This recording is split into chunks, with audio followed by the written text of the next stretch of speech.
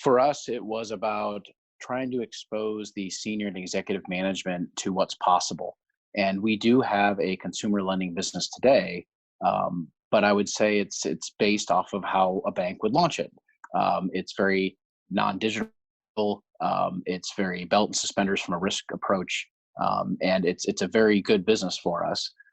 So part of what me helping grow that business, I was looking at showing what's possible. Like I said, part of our role is to enable innovation within the organization.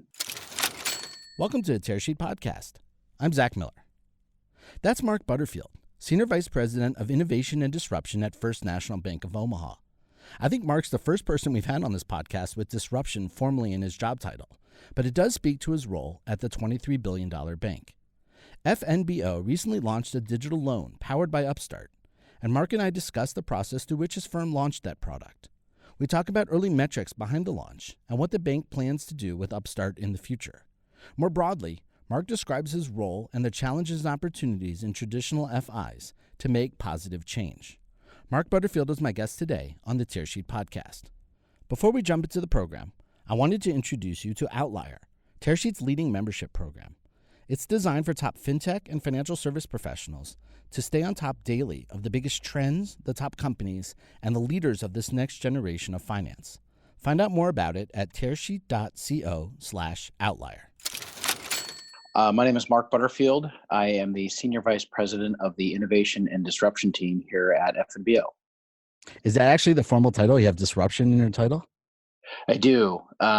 We talked cool. about as we've evolved over the years. It's a newly created position, about 2 years old, and we decided to centralize a lot of this type of thinking.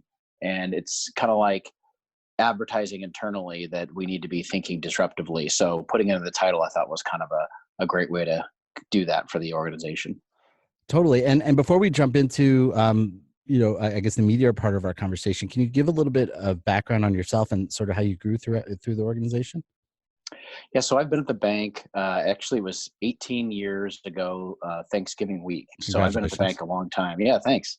And I don't feel like I've been here that long because I've held four very different roles here at the bank. We also have a card issuing business. So I started there managing product strategy. Then I moved into marketing acquisitions, new customer acquisition. And then for something completely different, I moved over and managed our credit risk organization for consumer credit and managed that for 2 years. And then I moved back into product strategy, product development, and we helped create a consumer lending business from that, more unsecured closed-end loans on that front. And then I moved on back, I would say, to product strategy, product development for credit card and our consumer lending group. And then the last 2 years I've been in this role. So kind of bounced around a little bit, but it's been great because that's who I am. I get bored after a few years, and then I want to try something different. And I've found a niche in the bank to be able to do that and stay with the same company for so long. Interesting. And what would you say are sort of the top 2 or 3 like bullet points of your job spec right now today, given this role that you have? Yeah, I would say it is to help the organization enable innovation within their groups. It is to transform the culture to adopt more of a culture of innovation within the bank, and then also to identify disruptive threats to the banking business models. How do your peers approach you? Are you friend or foe? I feel like, the advantage I have of being here for so long is I've developed a lot of networks with a lot of people. So that trust factor really opens and keeps open a lot of doors within the organization. But having disruption in the title, there is always this on edge of what are you trying to do to replace, a whole way of doing things, and is that going to be create a lot of anxiety? So I do create anxiety, I think, when I go to some meetings and talk about things. But at the same time, they know me and they know who I am, and I've been here a long time, so they know that I can be a trusted person to do that, which helps. But yeah, it does sometimes create anxiety within the organization when I'm trying to come in and say, we need to think about a whole new way of doing things. And that can just create a lot of uncertainty. I can imagine, but Marc, we've done it this way for 10 years. Right. So can you tell, I want a little bit more before we jump into the meat of the conversation. Can you tell us a little bit more about the organization, the size, The Yeah. assets, sort of like its reach as well? Yeah. A couple of fun facts about the organization. We're the largest privately held bank in the United States, a little over 165-year-old bank. And we're also the oldest bank west of the Mississippi River. Hmm. So it's really interesting. Our tagline is a great, big, small bank. So we are a full service bank. We offer all the consumer and commercial products you can probably imagine. There's about 5,000 employees, a little over 20 billion in assets in terms of asset size for the bankers out there. And we have about 100 branches in a 7-state footprint, all in the Midwest.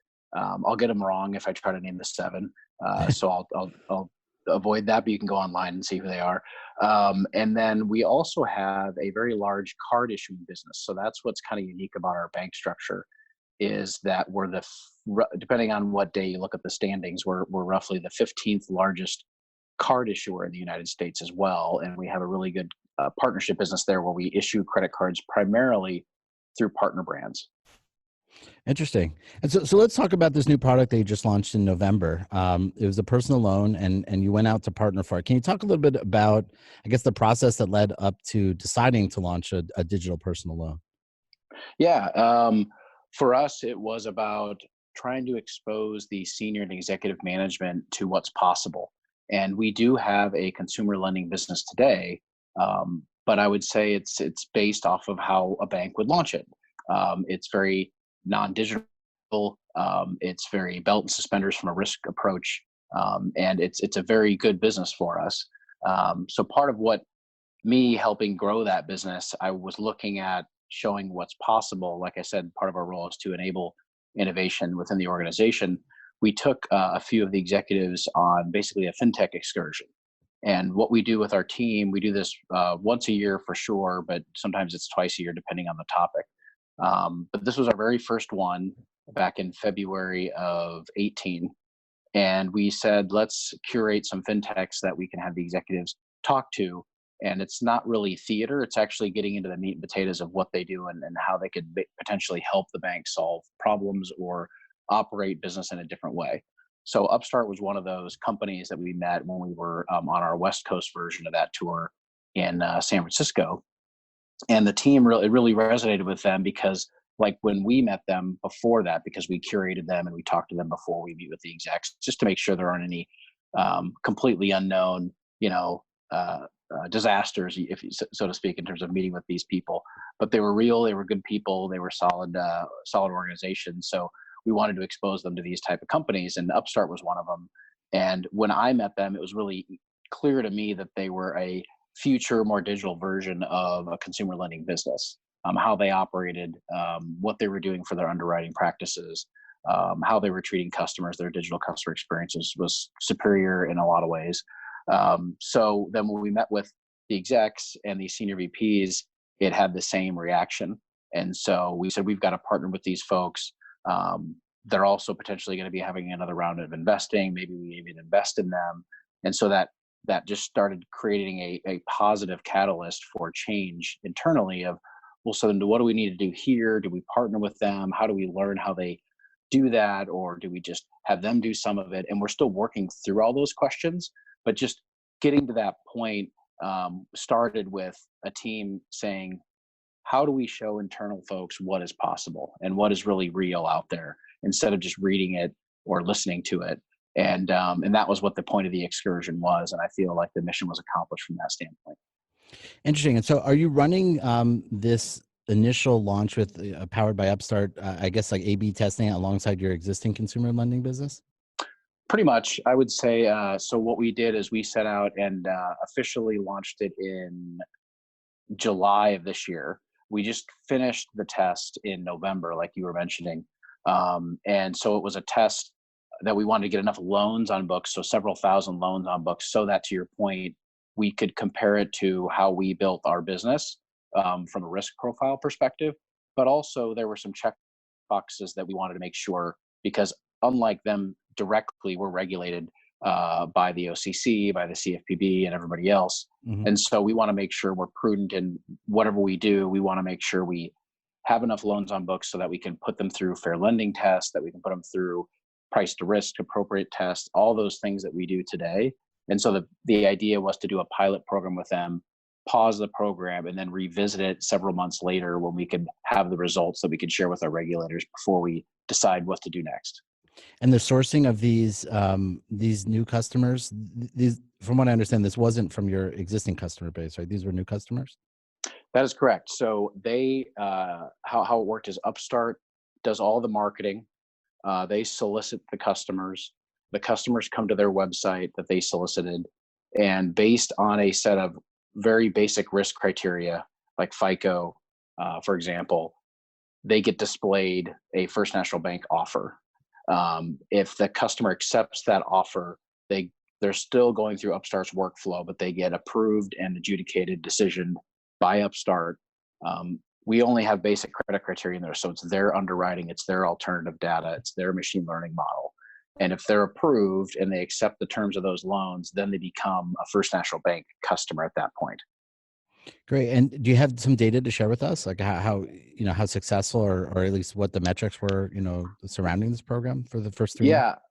Yeah, I would say so for our current business, a full automation rate is essentially zero, because our current business model is the customer calls in, they go through a 20 to 30-minute phone call with a loan specialist that's employed by the bank, that determines the right product for them in terms of terms and loan amount and things like that. We process the loan, we help them pay off the creditors, and it's a really good process, but again, it's all manual in terms of that process. So their stat is they want to get to full automation, meaning the customer comes into the site and they get fulfilled and dispersed a loan. They want to get to nearly 100% of that. And with this process, they were at just under 80% in terms of fully automated, fully digital. The other interesting stat that they shared with us is and I'm going to get these numbers not exactly right, but their net promoter score for their existing product was fairly high. I think it was in the 70s, but ours was in the low 80s. So we were 10 to 15 points higher on net promoter score. And they feel like it's the power of, okay, there's a bank offering me this offer than just an online lender. And I think that's the power of the partnership there of, we feel like we were appropriately pricing risk because we're a bank, and they could research us and see who we are. We feel like that partly had something to do with it. But the NPS for this pilot for them partnering with us was much higher than what they typically see. Interesting. And so those are, although your partners, like I assume they have different metrics that they measure success of the partnership. Like, were those the same metrics you guys used internally to see whether this pilot worked? Yeah, I would say for us, it was more around what's to come, which is the power of their machine learning model. And can it more accurately price to risk? Can it include more borrowers using the same risk appetite? And can it actually provide a better experience overall? And so for the digital experience perspective, the NPS would be the number one thing that I already mentioned. But the other items that we have yet to see, because you need at least 6, maybe even 12 months on books to really see if it's powerful, is Upstart as a whole claims that their machine learning model approves nearly 30% more borrowers without changing risk appetite versus a traditional model. So that's the benchmark we're really looking at internally, which we don't know yet because we don't have enough data, since we just, the oldest loan is 2 months old or 3 months old. But once we get enough information, we want to be able to see, did that actually happen? What percent more did it include without changing our risk appetite? And that's going to be the exciting thing to see. Right. We've seen Upstart's data and have written about that.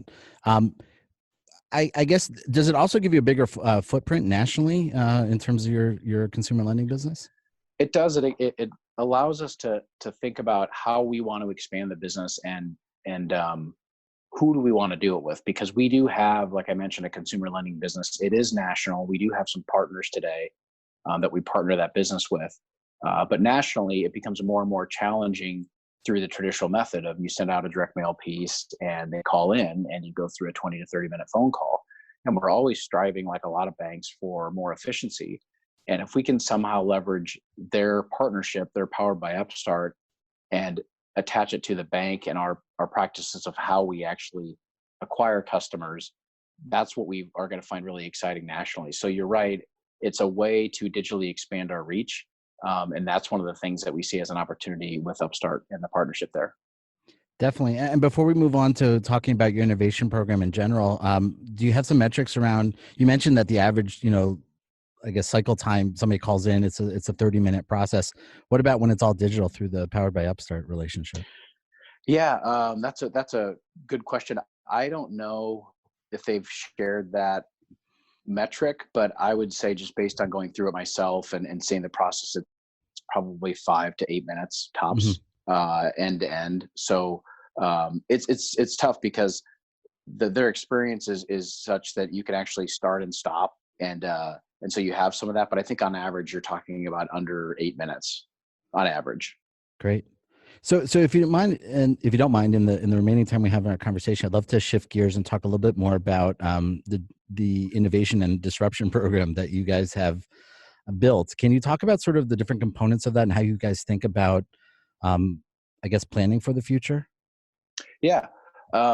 So I think our team, it's evolving. So like I said, it's a newly created role and a newly created team. 2 years ago in August is when we formed the team. And so we started with the idea of we need to really train the team on the whole agile lean design concept, which is focus on the customer. What problems do they want to solve, and really come at different ways for how to solve them.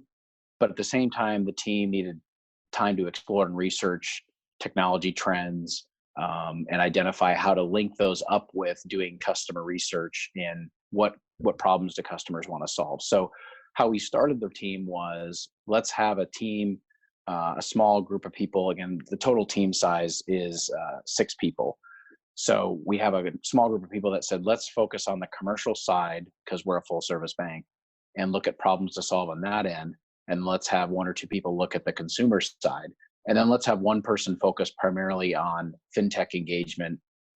So we kind of created a head of fintech engagement to do the things like the excursion I mentioned, but also to catalog and categorize all the fintechs that we were getting in. Because when we created this team, it was everybody in the organization was like, have you heard of this company? Have you heard of that company? It's just an ocean, as you know, of information. So we started creating that library is what we call it.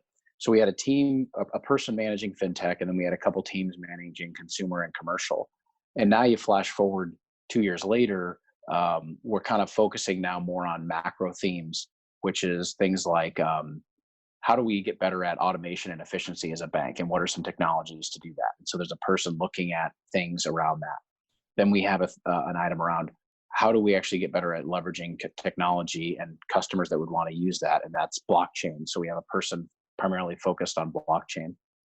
And then we have another person focused on how to help the bank get better at and more innovative with tools around advice and guidance. Because again, going back to the customer feedback, what we found is they want a bank to be more helpful and more engaged and be able to be intelligent about providing services rather than reactive. So we've kind of focused, I would say, on these macro themes as we've evolved as a team. And it's been really exciting to kind of see from that perspective and what we're doing. But again, it all revolves around going back to how we started, which is it was thinking like the customer and looking at the jobs that they do there, and how do we actually attach that or connect the dots to the technologies and the solutions that are either already out there or things that we want to end up doing. And so it sounds like it's primarily focused on a partnership model. Is there internal work and internal development and investment that's associated also with the innovation program? Yeah, no, that's a great segue. So how the team thinks about it, if you were to draw a Venn diagram, it's when we look at all these things, it's do we invest, do we partner, or do we build? Okay. And so we have examples internally of all 3 of those. And while I can't share a lot of specifics around numbers, but I will say that since then the bank has invested a significant amount of money just in the investment side of that diagram into fintechs. And we've publicly said this, but Upstart is one of those investments. So as we've learned and understand more, while we haven't built a separate VC arm, which is intentional for us, if it's strategic and opportunistic for us, we want to actually not only partner with them potentially, but invest in them as well. So we have examples of investment for build. I would say we're working on a couple things that we're co-developing with startups on the commercial banking side, which is really exciting. And again, nothing public there, so I can't share with that, but it revolves around blockchain and cash flow optimization. And those are two different things. And then on just the partner example, the public one so far is Upstart. As you've already covered, we already talked about. So we look at it in terms of that Venn diagram and say, what are the right combinations? And we take advantage of our size and our privately held status to be able to go to a small group of executives and say, this is the opportunity that we're looking at. What is the right mix for us? What do we want to do of those three things? And 2 years in, we have examples of all three of those, which is really exciting to see and see us get, it's becoming more natural for us when I kind of look at it versus 2 years ago. And so what are some of your biggest challenges? You mentioned a little bit in the beginning in terms of describing your job, this idea of being a friend and also sort of an instigator for change. What are Yes. some of your biggest challenges internally in terms of getting done what your objectives are? Yeah. And I would say, I'm probably going to get this quote wrong, but culture eats strategy for breakfast. And I believe that because internally we have a lot of good people here. And I would say our culture is strong, but trying to get people to change and think differently is really difficult. And I even catch myself doing that being here, 18 years. I feel like an old banker sometimes. And I even catch myself of, do we really want to do it that way? Like we've been doing it this way. It's tried and true. Why would we do it this way? Why is that different and better than what we're doing today? And I always find myself trying to be, I'm a blocker sometimes on my own worst enemy on some of those things when I talk with the team and really see it within the organization as well but this is my job. I do it this way. Why would I end up doing it that way? And it's what I found is it's not a one-time catalyst event. It's a series of things that you need to show people.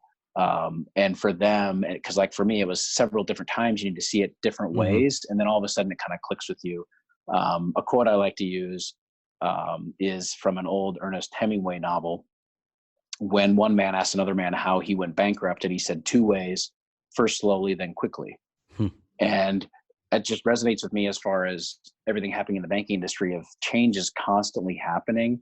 And then it's going to feel really quick, but it actually was happening all along and you just weren't looking in the right places. So what we do is we try to help expose that within the organization. And you never really know what that right way or right lens, like you mentioned, to look through it is for people, for other people. But then all of a sudden it just starts clicking. And I would say the biggest challenge is constantly showing those different ways, because then it doesn't feel like you're getting through sometimes internally, when in fact you got to stay positive, and you really are. It's just for everybody, it's a little different. How many times does somebody need to see something before they actually get it? And so that's, I would say the number one challenge is the culture and making sure people understand that this is a thing that needs to be welcomed and adapted to, or the whole big, it's going to feel really quick then, just like I was saying in the quote. It's going to feel really quick, and then all of a sudden everything's going to flip, when in reality it really didn't happen that quickly. It was just, it became mainstream seemingly quickly, but it was always out there. We just weren't looking at it. I got it. That's very insightful and sounds like the process is very human. I have one last question. I guess is tying it back to Upstart. We'll finish where we started. Given what you just said about this kind of iterative process, particularly in terms of change within the organization, so does that filter into choosing a partner? I would assume, I'm making an assumption here, that when you choose a partner like Upstart, that this is probably the beginning of a longer term relationship, that may include other products. Like, is that part of your thinking? Is that part of the check boxes? Like, is this a partner we can grow with, or is it very specific? No, you're right in your assumption. So we do talk to a lot of fintechs and a lot of companies, and part of my role is kind of being the great connector of dots, the great translator between companies we want to partner with and the internal folks that make those decisions. And so one thing about being here for so long, I have a pretty good idea of the culture and the type of people that we want to talk to. We call it Nebraska nice or Midwestern nice. And so however we talk to a lot of different companies, if we want to partner with them, there needs to be some type of a relationship, culture fit. And using Upstart as an example, they spent a long time to get their CFPB no action letter. Their mission and their passion around better access to credit, inclusion, better rates for customers is real. And when that team, that senior team at Upstart met with the senior team here, you could see a lot of synergies in terms of, oh, we see how you're trying to help customers. We're also trying to help customers. So let's ground ourselves in that great mission of providing great financial services for customers, and let's figure out a way to work together. And I believe that, like you said, is a human element. It all comes back to the human element of, do people get along? Do you have shared interests and goals? And if you do, we can kind of go from there and see what happens. But that is a big factor in who we end up partnering with. Is this person genuine? Is this something they're passionate about? And then do we want to spend time to continue working with them? Got it. And I lied. I have one last question. And this is, okay. It's a short question, but could be a long answer depending on how you answer it. I guess, standing on one foot, looking out into 2020, we're right on the cusp right now. Like, what are your biggest priorities? Like, what are your goals? What are you focused on for the upcoming year? Yeah, I would say as we continue to evolve, I really want to put more experimentation in practice. And I want to focus more on 2 to 3 to 4 year out technology and bring it back into the organization and say, how could this affect us further out? Being in the role the first 2 years has been great. We've been working on a lot of different things, but I would say it's a little bit closer to existing problems to solve and existing technology. Mm-hmm. If for those out there listening, it's your H1, Horizon 1 type items. And I want the team to look further out and push further into the H2 and H3 horizon. But again, that was intentional based on what we were planning to do over the last couple of years. But I really want to continue to evolve and push that envelope and say, what's further out that we want to really look at and really understand, and how do we kind of challenge ourselves around how does that team experiment on those things, and what's the right combination of invest, partner, build that we want to do with those new things that we want to explore. Marc, it's been great talking to you. Thanks for joining us on the Tearsheet Podcast today. Thanks, Zach. Appreciate it.